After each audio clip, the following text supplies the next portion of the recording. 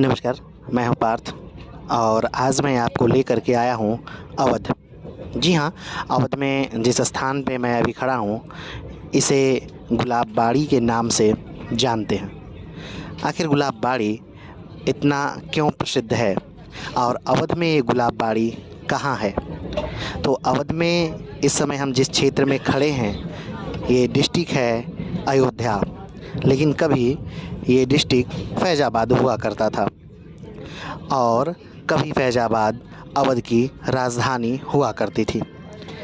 आज इस गुलाब बाड़ी में एक व्यक्ति हैं सुजाउद्दौला, जिनका शासनकाल 1754 से लेकर के 1775 तक रहा। उनकी कब्र इसी गुलाब बाड़ी में स्थित है। तो आइए विस्तार से सुजाउद्दौला तथा अवध को समझने का प्रयास करते हैं।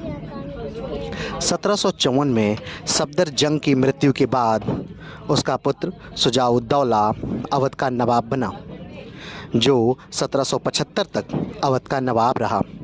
अहमद शाह बहादुर को अंधा करके फिरोज जंग तृतीय ने जेल में डाल दिया, जहां अहमद शाह बहादुर की मौत हो गई। अहमद शाह बहादुर को गद्दी से हटाने के बाद फिरोज जंग तृतीय ने आलमगीर द्वितीय को राजा बनाया, जो कि जहांदार शाह का पुत्र था। आलमगीर द्वितीय को फिरोज जंग तृतीय ने एक संत से मरवा दिया और शाह आलम भाग गया। फिरोज जंग ने शाहजहां तृतीय को राजा बना दिया। शाहजहां तृतीय को 1760 में राजा पद से सदाशिवराव भाऊ ने हटा दिया और आलमगीर के पुत्र शाह आलम द्वितीय को राजा बना दिया। 1760 में सुजाउद्दौला ने शाह आलम द्वितीय के साथ दिया। शाह आलम द्वितीय को उसके वजीर इमातुल मुल्क ने निर्वासित कर दिया था, आश्रय दिया। इसके बदले शाह आलम द्वितीय ने सुजाउद्दौला को मुगलिया सल्तनत का वजीर बना दिया। अब्दाली ने भारत पर कुल 8 बार आक्रमण किया। 1748 में पहली बार अहमद शाह अब्दाली ने भारत पर आक्रमण किया। अहमद शाह अब्दाली ने 1752 में मुल्तान पंजाब को जीत लिया। बादशाह ने मान्यता दे दी अहमद शाह। 1752 में मुग़ल और मराठों में संधि हुई थी। यह संधि सफदर जंग ने मराठों से की थी। 1752 में अब्दाली पंजाब और मुल्तान को जीतकर वहां मोइनुल मुल्क को सूबेदार बनाया। अब्दाली नादिर शाह का अंगरक्षक था, जिसने 1739 में दिल्ली को लूटकर सिंहासन ले गया। 1753 में मोइनुल मुल्क की मृत्यु हो गई और वहां की सूबेदारी मुगलानी बेगम को मिली। आलमगीर द्वितीय के वजीर फिरोज जंग तृतीय ने मुगलानी बेगम को हटा अदीना बेगम को सूबेदार बनाया। इससे अब्दाली नाराज हो गया और 1757 में दिल्ली पर आक्रमण कर उसने जीत लिया। फिरोज जंग भाग गया। दिल्ली से वापस जाने समय अब्दाली ने पंजाब मुल्तान का सूबेदार अपने पुत्र तैमूर को बना दिया। संधि के चलते मराठा सेना रघुनाथ राव के नेतृत्व में आक्रमण कर तैमूर को हरा दी और 1758 में से साम्राज्य मराठों का अटक से कटक तक फैल चुका था। इससे अब्दाली गुस्सा होकर फिर दिल्ली पर आक्रमण करता है। 1760 बचाव के लिए मराठा पेशवा सदाशिवराव भाऊ जाते हैं। जनवरी 1761 में हरियाणा के पानीपत में युद्ध होता है, जिसे पानीपत के तृतीय युद्ध के रूप में जाना जाता है, जिसमें अहमद शाह अब्दाली जीत जाता है।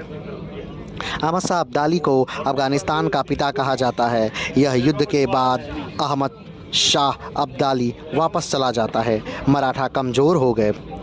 जब अहमद शाह अब्दाली 1757 में दिल्ली को जीत रहा था, उसी समय अंग्रेज बंगाल के नवाब सिराजुद्दौला को हराकर बंगाल की जाफ़र को राजा बना देते हैं। जब ये युद्ध के बाद मराठे कमज़ोर हो गए, तब अंग्रेज़ों की महत्वाकांक्षा बढ़ गई और अंग्रेज़ों ने बक्सर का युद्ध कर लगभग उत्तर भारत पर कब्जा जमा लिया। 22 अक्टूबर 1757 में प्लासी का युद्ध होता है, जिसमें सिराजुद्दौला हार जाता है और क्लाइव जीत जाता है। इसके बाद गद्दार जाफ़र को अंग्रेज़ गद्दी पर बैठा देते हैं। अंग्रेज़ों ने 1760 में जाफ़र ने गद्दी से हटा दिया, क्योंकि जाफ़र इसी की मदद से अंग्रेज़ों को बंगाल से निकालना चाहता था, लेकिन अंग्रेज़ों ने डचों को ही निकाल दिया। 1759 में बेदरा का युद्ध होता है। 27 सितंबर 1760 में मीर कासिम और अंग्रेज़ों के में समझौता होता है, जिसके तहत मीर कासिम को बंगाल का नवाब बनाया जाता है। कुछ नाराज अंग्रेज़ ने एलियस को पटना पर आक्रमण का आदेश दिया।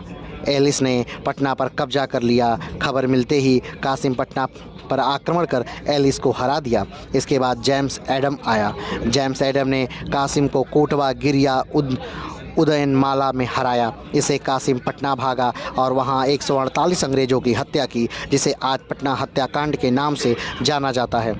1763 में अंग्रेज़ों ने कासिम को बंगाल के नवाब के पद से हटा दिया और 1763 में ही जाफ़र को बंगाल का नवाब फिर से बना दिया, जहां पर वह अपनी मृत्यु 1765 तक नवाब रहा। मीर कासिम भागकर अवध के नवाब शुजाउद्दौला के पास मदद मांगता है। 22 अक्टूबर 1764 को अंग्रेजी सेनापति हेक्टर मुनरो, शाह आलम द्वितीय, दिल्ली के बादशाह मीर कासिम, बंगाल का नवाब शुजाउद्दौला, अवध के नवाब के बीच युद्ध होता है, जिसे एक तरफ 40,000 सेनाएं होती हैं त्रिकुट में और दूसरी तरफ 7,000 सेनाएं अंग्रेज़ों के तरफ से लड़ती हैं। अंग्रेज इस युद्ध में 847 मरे। कासिम सेना 20,000 मरी। शाह आलम द्वितीय ने अधीनता स्वीकार कर ली। 12 अगस्त 1765 में इलाहाबाद की संधि शाह आलम द्वितीय से बंगाल, बिहार, उड़ीसा की दीवानी अंग्रेज ज़बरदस्ती प्राप्त कर लेते हैं। इस युद्ध के बाद इलाहाबाद की संधि शुजाउद्दौला और क्लाइव के बीच 16 अगस्त 1765 को होती है। इलाहाबाद की द्वितीय संधि द्वारा कड़ा, मानिकपुर और इलाहाबाद उससे ले लिया जाता है और शाह आलम द्वितीय को दे दिया जाता है। 5 लाख का हर्जाना शुजाउद्दौला से लिया जाता है। चुनार ले लिया जाता है। अवध के व्यापार की छूट होती है। गाज़ीपुर और बनारस की जागीर शुजाउद्दौला को बलवंत सिंह को देना पड़ता है। अवध की रक्षा अंग्रेज करेंगे और इसका खर्च स्वयं शुजाउद्दौला उठाएंगे। इतना सब देने पर शुजाउद्दौला को अवध की नवाबी मिली। शुजाउद्दौला से क्लाइव ने ऑफेंसिव और डिफेंसिव अलायंस साइन कराया था। 1774 में बंगाल में सुप्रीम कोर्ट की स्थापना की गई। शुजा के समय सुप्रीम कोर्ट से पहले न्यायाधीश एलिजा एम्पे के नाम से जिन्हें जानते हैं।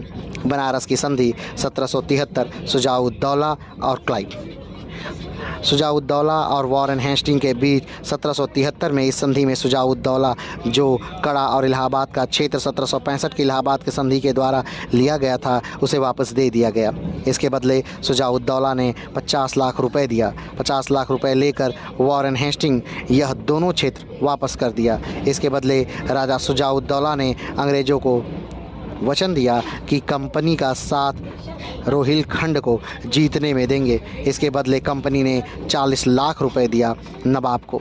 1774 में शुजाउद्दौला रोहिलखंड पर आक्रमण कर दिया। यह युद्ध मीरनपुर कटरा नाम स्थान पर लड़ा गया। उस समय रोहिल सरदार हाफिज रहमत खान था। 1774 में मीरनपुर कटरा युद्ध में शुजाउद्दौला जीत जाते हैं और रोहिल सरदार हाफिज रहमत खान हार जाता है और उसी युद्ध में मारा जाता है। रोहिलखंड को जीतकर अवध का अंग बना लिया जाता है।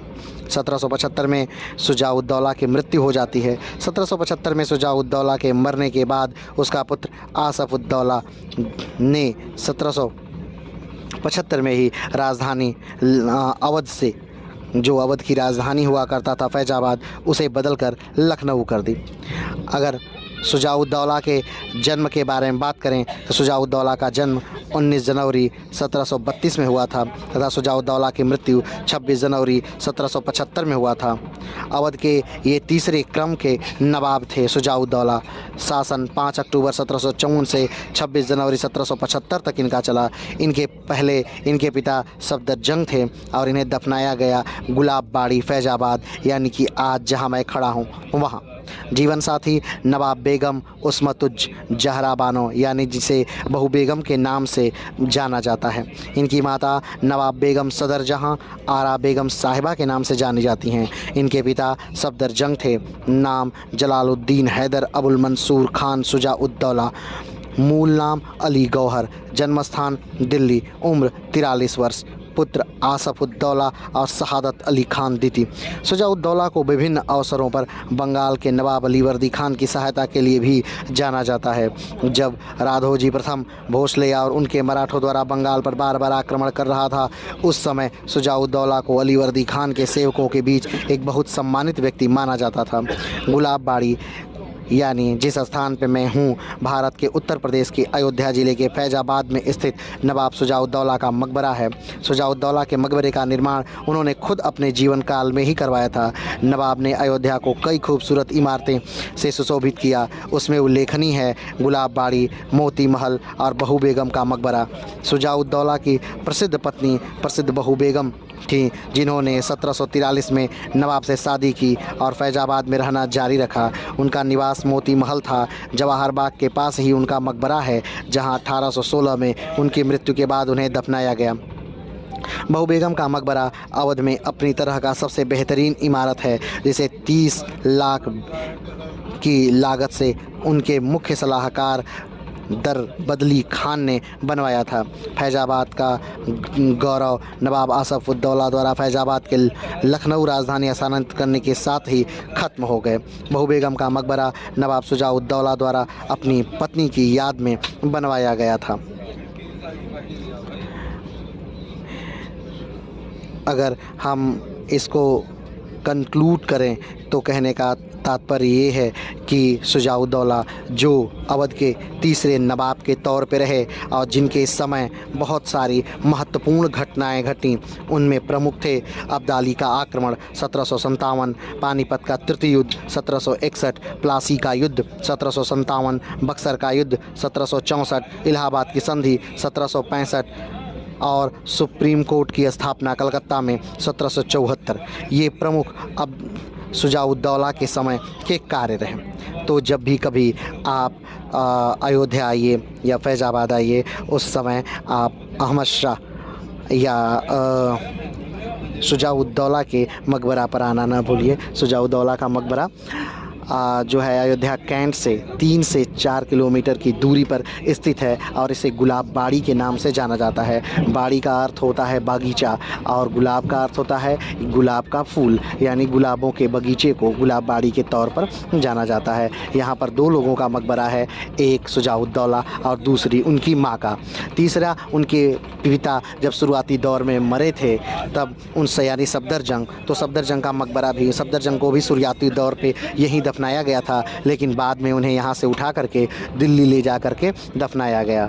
तो आज के लिए इतना ही, फिर मिलते हैं एक नए स्थान के साथ, एक नए वीडियो के साथ। तब तक के लिए नमस्कार, धन्यवाद, जय हिंद।